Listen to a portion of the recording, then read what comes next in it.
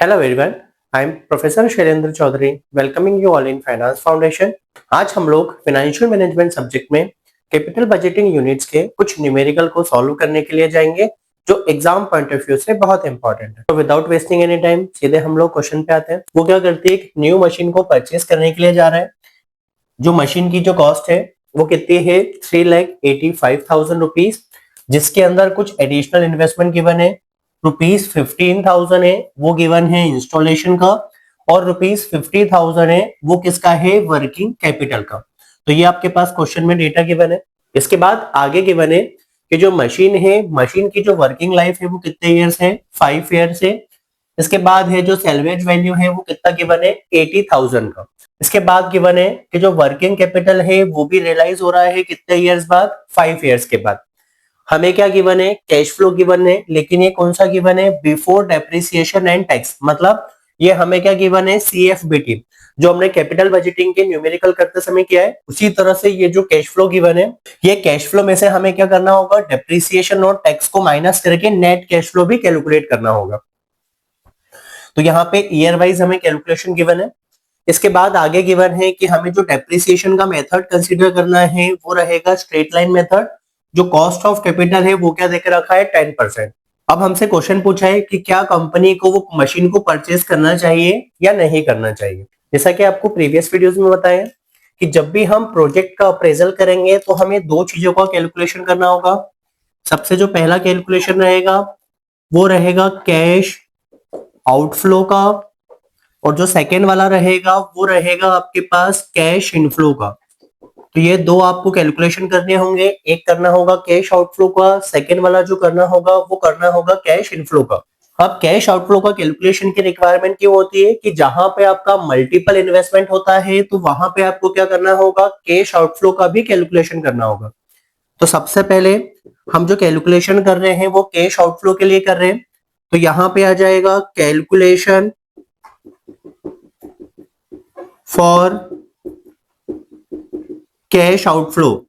तो सबसे पहले हम लोग कैश आउटफ्लो के कैलकुलेशन के लिए जाते हैं। तो देखिए सबसे पहले आपको क्या देके रखा है, परचेज कॉस्ट देके रखी है 3,85,000 की। तो यहां पे आ जाएगा आपके पास परचेज कॉस्ट ऑफ मशीन। जो कॉस्ट गिवन है वो कितना गिवन है, 3,85,000 के। इसी के अंदर एक और कॉस्ट देके रखा है, वो कौन सा देके रखा है, इंस्टॉलेशन कॉस्ट। तो अब हम लोग इसमें प्लस कर देंगे इंस्टॉलेशन कॉस्ट। जो इंस्टॉलेशन कॉस्ट देके रखा है वो कितना देके रखा है, 15,000। तो यहाँ पे जो हमारे पास कॉस्ट आ गई है मशीन की वो कितने रुपीज आ गई है, 4 लाख रुपीज। तो 4 लाख रुपीज जो आ गई है ये क्या आ गई है आपके पास, कॉस्ट ऑफ मशीन। तो ये जो आउटफ्लो है ये किसके फॉर्म में हुआ है, हमारे पास मशीन के फॉर्म में, कि मशीन को परचेस करने के लिए हमारा जो आउटफ्लो हो गया है वो कितने का हो गया है, 4 लाख रुपीज का। आई होप यहां तक क्लियर होगा आप लोगों को। अब हम लोग आगे बढ़ते हैं। तो देखिए अब इसके आगे जब हम क्वेश्चन सॉल्व करेंगे तो यहाँ पे एक और एक्सपेंस देके रखा है हमें वर्किंग कैपिटल का। जो वर्किंग कैपिटल है उसका एक्सपेंस कितना देके रखा है, 50,000। ये भी हमारे लिए क्या होगा, आउटफ्लो होने वाला है। तो यहाँ पे आ जाएगा प्लस, ये हो गया यहाँ पे वर्किंग कैपिटल, और वर्किंग कैपिटल का जो अमाउंट है वो कितना हो गया है, 50,000। तो जो टोटल हो गया है आपके पास वो कितना हो गया है, 4,50,000। और ये जो आपके लिए रहेगा ये रहेगा नेट कैश आउटफ्लो। तो ये जो अमाउंट हो गया है ये कितना हो गया है, 4,50,000। 4,50,000 का आपका क्या हो गया है, आउटफ्लो हो गया है। अब हम लोग इनफ्लो के लिए जाएंगे। तो इनफ्लो के लिए जैसा हमने पेबैक पीरियड में क्या किया था, जो कैश फ्लो बिफोर टैक्स था इसमें से सारे एक्सपेंसेस को माइनस करेंगे। उसके लिए क्या करेंगे, ये जो डेटा हमें रो के फॉर्म में होगा इसको कॉलम के अकॉर्डिंग हम लोग अरेंज कर लेते हैं। यहाँ पे हमने क्या किया, जो डेटा आपको हॉरिजॉन्टल फॉर्म में था उसको वर्टिकल फॉर्म में लिखा। ये आपके पास कैश फ्लो बिफोर टैक्स हो गया है। इसका मतलब है कि ना तो हमने डेप्रिसिएशन को माइनस किया है और ना टैक्स को माइनस किया। तो सबसे पहले हम लोग जो सब्ट्रैक्शन करते हैं वो किसका करते हैं, डेप्रिसिएशन का। सबसे पहले अब हम लोग क्या करेंगे, डेप्रिसिएशन का सब्ट्रैक्शन करने के लिए जाएंगे। अब डेप्रिसिएशन जो कैलकुलेशन है वो किससे करना है हमको, स्ट्रेट लाइन मेथड से। इसका जो फॉर्मूला होगा वो होगा आपके पास depreciation is equals to cost of machine minus करेंगे आप यहाँ पे सैल्वेज वैल्यू को, और अपॉन में जो आएगा वो आ जाएगा आपके पास एस्टिमेटेड लाइफ। तो यहां पे आ गया आपके पास एस्टिमेटेड लाइफ। जो आपके पास कॉस्ट ऑफ मशीन है तो वो कितना हो जाएगा, 3,85,000 प्लस 15,000, टोटल कितना हो गया, 4 लाख रुपीज। तो डेप्रिसिएशन के केस में कॉस्ट ऑफ मशीन की डेफिनेशन क्या होती है, फर्स्ट टाइम मशीन को वर्केबल बनाने की जो कॉस्ट होगी वो मेरे लिए मशीन की कॉस्ट होगी। तो वो कितनी हो गई, 3,85,000 प्लस 15,000, तो टोटल कितना हो गया, 4 लाख रुपीज। ध्यान रखिएगा इसमें हम लोग वर्किंग कैपिटल को प्लस नहीं करेंगे क्योंकि वर्किंग कैपिटल शॉर्ट टर्म होता है और डेप्रिसिएशन हमेशा लॉन्ग टर्म में लगता है। अब देखिए cost of machine minus salvage value है वो कितना गिवन है, 80,000। तो यहाँ पे 80,000 का सब्ट्रैक्शन हुआ। एस्टिमेटेड लाइफ हमारे पास 5 इयर्स की गिवन है, तो ये होगा आपके पास 3,20,000 डिवाइड बाय जब आप 5 करेंगे तो यहाँ पे जो आपके पास डेप्रिसिएशन का अमाउंट आ गया है ये आ जाएगा 64,000। तो यहाँ पे जो डेप्रिसिएशन का अमाउंट आ गया है वो कितना आ गया है, 64,000। इसको हम लोग यहाँ पे पुट कर लेंगे। तो क्योंकि स्ट्रेट लाइन मेथड है तो डेप्रिसिएशन सभी ईयर्स में क्या रहेगा, सेम रहेगा। तो देखिए यहाँ पे सभी ईयर में लिख लिया है 64,000।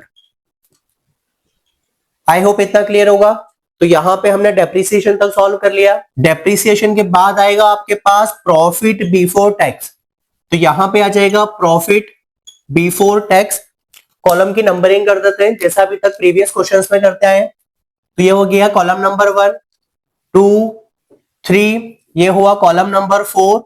और कॉलम नंबर 4 कब बनेगा, जब हम कॉलम नंबर 2 में से कॉलम नंबर 3 का क्या कर देंगे, माइनस कर देते हैं। अब देखिए आगे बढ़ते हैं हम लोग। तो 1 लाख में से 64,000 का सब्ट्रैक्शन हुआ तो यहाँ पे हुआ 36,000। 1,80,000 में से 64,000 का माइनस हुआ तो यहाँ पे आ जाएगा 1,16,000। 2,50,000 में से 64,000 का सब्ट्रैक्शन होगा तो ये हो जाएगा 1,86,000। 2 लाख में से 64,000 का सब्ट्रैक्शन होगा तो यहाँ पे बचेगा 1,36,000। एंड जब हम 1,50,000 में से 64,000 का सब्ट्रैक्शन कर देंगे तो हमारे पास यहाँ पे बचेगा 86,000। आई होप इतना क्लियर होगा यहाँ तक आप लोगों को। तो देखिए अब हम लोग यहाँ पे प्रॉफिट आफ्टर टैक्स निकालने के लिए आएंगे। तो यहाँ पे क्वेश्चन में मुझसे छूट गया था, तो यहाँ पे आप कंसीडर कर लीजिएगा जो टैक्स रेट है वो है 40% का। इसके साथ जो कॉस्ट ऑफ कैपिटल है वो है हमारे पास 15% का। ये दो चीजें और ऐड कर लीजिएगा क्वेश्चन में कि जो टैक्स रेट है वो है 40%, इसी के साथ जो कॉस्ट ऑफ कैपिटल है वो हमारे पास गिवन है 15% का। तो देखिए अब हम लोग कॉलम नंबर 5 पे आते हैं। तो कॉलम नंबर जो 5 है वो रहेगा टैक्स। टैक्स का जो रेट है वो कितना परसेंट है, 40%। तो ये हुआ टैक्स एट द रेट 40%। तो यहाँ पे टैक्स लिखा 40%, इसको हम लोग कॉलम नंबर दे देंगे 5। तो ये हो गया आपके पास कॉलम नंबर 5। तो देखिए जब हम लोग 36,000 का 40% निकालेंगे तो हमारे पास आंसर आ जाएगा 14,400। जब हम लोग 1,16,000 का 40% निकालेंगे तो आंसर आ जाएगा 46,400। जब हम लोग 1,86,000 का 40% निकालेंगे तो हमारे पास आंसर आ जाएगा 74,400। इसके बाद हम लोग 1,36,000 का 40% निकालते हैं तो जो आपके पास वैल्यू आ जाएगी वो आ जाएगी 54,400। अब हम 86,000 का 40% निकालते हैं तो आपके पास आंसर आ जाएगा 34,400। आई होप यहां तक आप लोगों को क्लियर होगा। तो जो प्रॉफिट बिफोर टैक्स है उसका हमने कितना परसेंट निकाल लिया, 40%। तब आपके पास क्या आ जाएगा, प्रॉफिट आफ्टर टैक्स। तो यहाँ पे आपके पास आ जाएगा profit after tax. Profit after tax को हम लोग कॉलम नंबर 6 दे देते हैं। ये कॉलम नंबर 6 कब बनेगा? जब हम कॉलम नंबर 4 में से कॉलम नंबर 5 को क्या कर देंगे, सब्ट्रैक्ट कर देंगे, तब हमारे पास क्या आ जाएगा, प्रॉफिट आफ्टर टैक्स।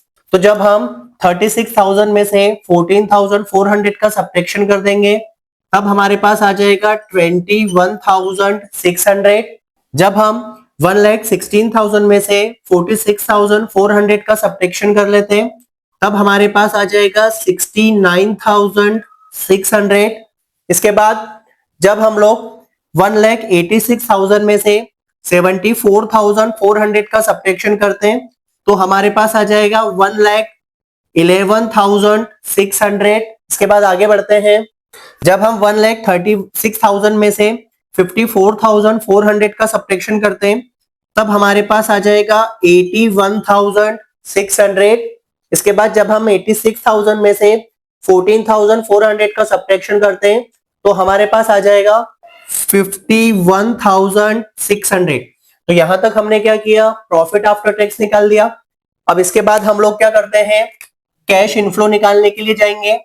तो यहाँ पे आ जाएगा आपके पास कैश इनफ्लो, और कैश इनफ्लो का जो नंबर रहेगा वो रहेगा कॉलम नंबर 7। ये कब बनेगा, जब हम profit after tax that means column number 6 में डेप्रिसिएशन का प्लस कर देंगे। जो डेप्रिसिएशन का कॉलम नंबर है वो कितना है आपके पास 3। अब एडिशन के लिए आते हैं तो 64,000 का जब हम 21,600 में एडिशन करेंगे तो आपके पास आंसर आ जाएगा 85,600। जब हम 64,000 का 69,600 में एडिशन करेंगे तब आपके पास आंसर आ जाएगा 1,33,600। अब इसके बाद जब हम 64,000 का 1,11,600 में एडिशन करेंगे तो हमारे पास आ जाएगा 1,75,600। इसके बाद जब हम 64,000 में 81,600 का एडिशन करते हैं तो हमारे पास आंसर आ जाएगा 1,45,600।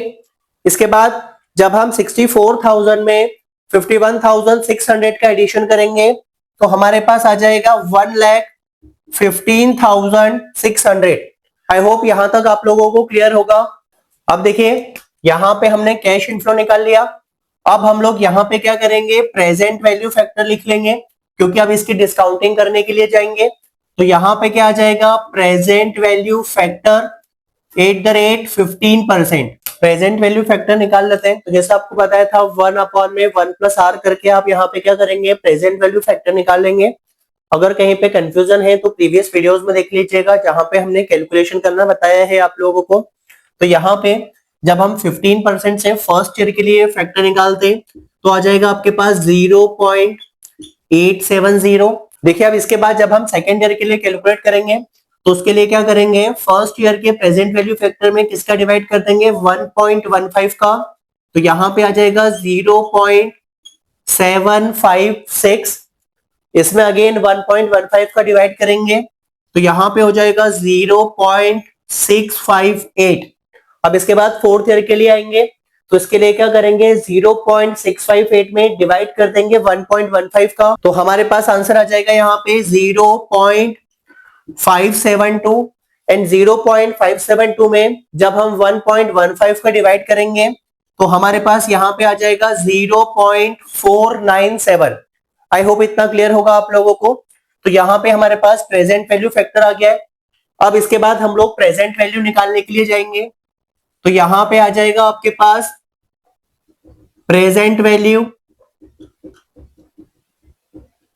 कॉलम नंबर दे देते हैं। तो यहाँ पे हुआ 7, प्रेजेंट वैल्यू फैक्टर को दे देते हैं कॉलम नंबर 8 और प्रेजेंट वैल्यू हो जाएगा आपके पास कॉलम नंबर 9।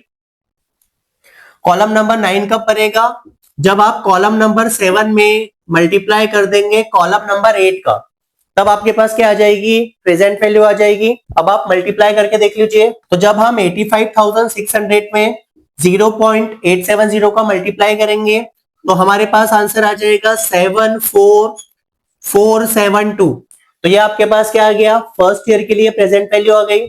सेकेंड ईयर के लिए आप क्या करेंगे, 1,33,600 में मल्टीप्लाई कर देंगे 0.756 का। तो जो आपके पास आंसर आ जाएगा वो आ जाएगा 101,002। तो ये आपके पास क्या आ जाएगी, प्रेजेंट वैल्यू आ जाएगी सेकेंड ईयर के लिए। अब थर्ड ईयर के लिए आएंगे तो 1,75,600 में मल्टीप्लाई कर देंगे 0.658 का। जब आप मल्टीप्लाई करेंगे तो आपके पास आंसर आ जाएगा 1,15,545। तो यहाँ पे आपके पास थर्ड ईयर के लिए प्रेजेंट वैल्यू आ गई है। अब फोर्थ ईयर के लिए जाते हैं तो 1,45,600 में मल्टीप्लाई कर देंगे 0.572 का। तो जो आपके पास आंसर आ जाएगा वो आ जाएगा 83283। तो ये आपके पास क्या आ गया, फोर्थ ईयर के लिए प्रेजेंट वैल्यू आ गई। अब फिफ्थ ईयर के लिए निकालने के लिए जाएंगे तो 1,15,600 में मल्टीप्लाई कर देंगे 0.497 का। तो जो आपके पास आंसर आ जाएगा वो आ जाएगा 57453। तो यहाँ पे आपके पास क्या आ गया, फिफ्थ ईयर के लिए प्रेजेंट वैल्यू आ गई। अब हम लोग यहाँ पे इन सबका एडिशन करते हैं तो यहाँ पे जो आपके पास आ जाएगा वो आ जाएगा present value of cash inflow. तो यहाँ पे आपके पास क्या आ जाएगा, present value of cash inflow आ जाएगा। तो जब आप इन सब का टोटल करेंगे तो आपके पास अमाउंट आ जाएगा 4,31,755। तो ये आपके पास क्या आ गया, फ्यूचर में मिलने वाले जो कैश फ्लोज थे इसके आपने प्रेजेंट वैल्यू निकाल दी। लेकिन अब देखिए यहाँ पे क्वेश्चन में दो चीजें और देकर रखी है कि सैल्वेज वैल्यू है वो कितनी है आपके पास 80,000। तो अब इसमें क्या करेंगे, आप सैल्वेज वैल्यू का एडिशन कर लेंगे। तो यहां पे आ जाएगा सैल्वेज वैल्यू, जो सैल्वेज वैल्यू है वो आपके पास कितने की है 80,000। बट 80,000 की वो कब आ रही है, आपको 5 साल बाद मिल रही है। तो हम लोग 5 साल के प्रेजेंट वैल्यू फैक्टर का मल्टीप्लाई कर देंगे तो यहाँ पे हो जाएगा 0.497। जब आप मल्टीप्लाई करेंगे 80,000 में 0.497 का तो आपके पास आंसर आ जाएगा 39,760। तो यहाँ पे आपके पास सैल्वेज वैल्यू को आपने प्रेजेंट वैल्यू निकाल ली। बट यहाँ पे एक और बात देकर रखिए कि जो वर्किंग कैपिटल है वो भी क्या हो रही है, रियलाइज हो रही है 5 इयर्स के बाद। तो अब इसमें एक और एडिशन कर देंगे हम लोग वर्किंग कैपिटल का। तो यहाँ पे आ जाएगा आपके पास वर्किंग कैपिटल, अगेन ये भी 5 साल बाद रियलाइज हो रही है। तो हम लोग यहाँ पे क्या करेंगे 50,000 में मल्टीप्लाई कर देंगे 497 का। तो जब हम 50,000 में 0.497 का मल्टीप्लाई करते हैं तो हमारे पास आंसर आ जाएगा 28, तो जब आप मल्टीप्लाई करेंगे तो आपके पास आंसर आ जाएगा 24,850। अब हम लोग यहाँ पे इन सबका टोटल कर लेते हैं तो ये हुआ 4,31,755 प्लस कर देंगे हम इसमें 39,760, इसमें और प्लस कर देंगे 24,850। तो जो हमारे पास नेट कैश इनफ्लो आ गया है अब, तो यहां पे होगा नेट कैश इनफ्लो। तो जो नेट कैश इनफ्लो आ गया है हमारे पास वो आ जाएगा 4,96,365। ये क्या हो गया आपके पास, नेट कैश इनफ्लो हो गया। अब हमें प्रोजेक्ट का क्या करना है, अप्रेजल करना है। इसके लिए हम लोग क्या करते हैं, एनपीवी मेथड लगा लेते हैं। तो एनपीवी का फॉर्मूला क्या होगा, NPV is equals to present value of cash inflow minus होगा present value of cash outflow. Present value of cash inflow कितनी आ गई, 4,96,365। ये आपका था कैश इनफ्लो। जो कैश आउटफ्लो का कैलकुलेशन बताया था वो आपको बताया था 4,50,000 का। अब जब आप सब्ट्रैक्शन कर देंगे तो आपके पास आंसर आ जाएगा 46,365। तो यहाँ पे जो आपके पास एनपीवी की वैल्यू आ गई है वो कितनी आ गई है 46,365, क्योंकि जो आपका एनपीवी है ये यहाँ पे क्या है, पॉजिटिव है। इसका मतलब है कि हम लोग ये प्रपोजल को क्या कर लेंगे, एक्सेप्ट कर लेंगे। इसका मतलब है हम लोग मशीन को क्या कर लेंगे, परचेज करने के लिए जाएंगे। आई होप इतना क्लियर होगा। तो जब भी क्वेश्चन में आपका एनपीवी पॉजिटिव होता है तो उस केस में आप प्रोजेक्ट को क्या कर लेते हैं, एक्सेप्ट कर लेते हैं। यहाँ पे आपका क्वेश्चन कंप्लीट हो गया है। आई होप आपको क्वेश्चन समझ में आया होगा। Thank you so much for watching.